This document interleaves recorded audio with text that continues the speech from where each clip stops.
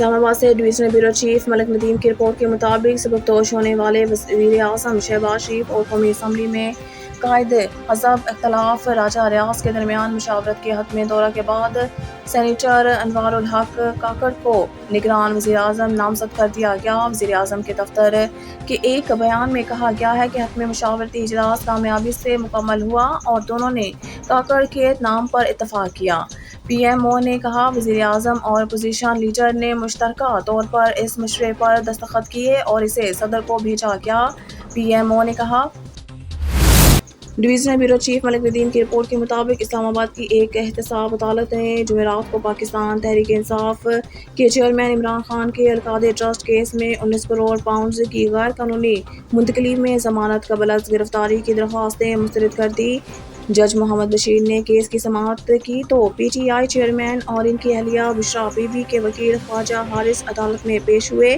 سماعت کے دوران خواجہ حارث نے سپریم کورٹ سے مختلف قانونی نظریوں کا حوالہ دیتے ہوئے دونوں مقدمات میں سماعت سے استثناء کی درخواست دائر کی۔ انہوں نے اس بات پر زور دیا کہ ملزم کی عدم موجودگی اگر حراست میں ہے تو عدالت ہی اس کی باقاعدہ تفتیش کرے گی۔ خواجہ نے لاہور ہائی کورٹ میں ایک متعلقہ کیس کی طرف بھی اشارہ کیا۔ ڈویژنل بیورو چیف ملک ندیم کی رپورٹ کے مطابق ترجمان وزارت خارجہ ممتاز زہرا بلوچ کا بیان، چین میں سیلاب کی وجہ سے قیمتی انسانی جانوں کے ضیاع کے بارے میں جان کر ہمیں بہت دکھ ہوا۔ ہمارے خیالات اور ہمدردیاں متاثرہ افراد اور سوگوار خاندانوں کے ساتھ ہیں۔ اس مشکل وقت میں پاکستان چین کو ہر ممکن مدد اور انسانی امداد فراہم کرنے کے لیے تیار ہے۔ ہمیں یقین ہے کہ چینی قیادت میں اور چینی عوام کے پختہ ارادے اور یقین کی وجہ سے چین جلد ہی اس عارضی مشکل سے نکل جائے گا۔ چین کی طرح پاکستان بھی موسمیاتی تبدیلیوں کے منفی اثرات کا سامنا کر رہا جو گرمی کی لہروں، طوفانی بارشوں اور سیلاب سے ظاہر ہوتا ہے۔ ڈویژنل بیورو چیف ملک ندیم کی رپورٹ کے مطابق 12 اگست 2023 کو معاون وزیر خارجہ نوننگ رونگ نے پاکستان کی وزارت خارجہ کے ڈائریکٹر جنرل الیاس محمود نظامی سے ملاقات کی، جو جنوبی ایشیا امور پر تیسری چین پاکستان مشاورت کے انعقاد کے لیے چین آئے تھے۔ نوننگ رونگ نے کہا ہے کہ چین پاکستان دوستی پہاڑوں سے بلند، سمندروں سے گہری اور شہد سے میٹھی ہے۔ دونوں ممالک کے درمیان دوستانہ تعلقات نے ترقی کی مضبوط رفتار کو ظاہر کیا ہے۔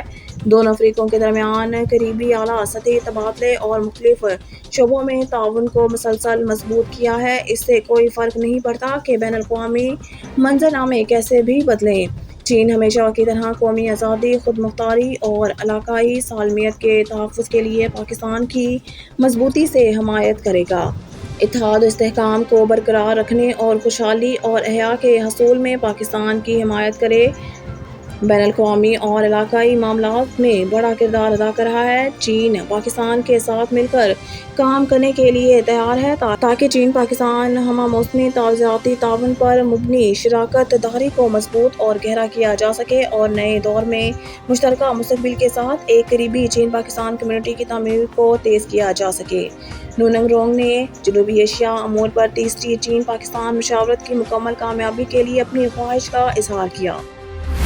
ڈویژنل بیورو چیف ملک ندیم کی رپورٹ کے مطابق ولید عبدالکریم سعودی نائب ایف ایم اور وزارت خارجہ میں ان کا وفد، دونوں فریقوں نے توانائی زراعت میں سرمایہ کاری کے موقع پر تبادلہ خیال کیا کہ آئی ٹی اور کانکنی کے شعبے۔ ایف ایم نے بروقت اور اہم مالی مدد کرنے پر سعودی قیادت چار کا شکریہ ادا کیا۔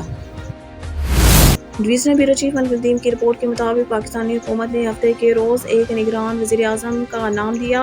یہ ایک ایسا اقدام ہے جس سے ملک کے اگلے عام انتخابات کی تیاریوں کا آغاز ہوتا ہے اور ایک سال کے سیاسی بحران کے درمیان سامنے آیا ہے۔